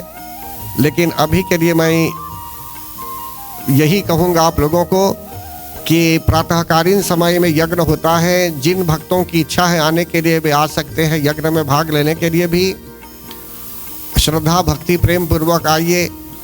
और फिर जो है सो कि दशमी, विजयादशमी के दिन यहाँ शनिवार को यज्ञ संपन्न किया जाएगा। तो विजयादशमी के दिन भी अवश्य उपस्थित होने की चेष्टा करें। और तुलसी दल वितरण का भी होगा। और कल जो है सो कि कन्या पूजा का भी शायद भक्त लोग आने वाले हैं यहाँ, तो इसलिए जो है सो कि कुमारी पूजा करेंगे कल। तो अनेक बेटियां होगी यहाँ, उनके लिए जो है सो कि व्यवस्था की जाएगी बैठने के लिए यहाँ, और उनकी भी आरती होगी। और हमारे धर्म ग्रंथों में स्पष्ट कहा गया है कि जो 2 साल से लेकर 9 साल तक की जो बेटियां होती हैं, उनमें जो है सो कि शक्ति का वास होता है विशेष, और कुमारी आदि नाम से हम उनको पुकारते हैं। और उनकी अर्चना भी यदि करेंगे श्रद्धा भक्ति प्रेम पूर्वक, तो समझ लीजिए एक प्रकार से शक्ति भी प्रसन्न होती है। तो यही बात है, कल के लिए हम आरंभ करेंगे इस विषय को लेकर। फिर इसके बाद कथा वार्ता भी होगी। दुर्गे जय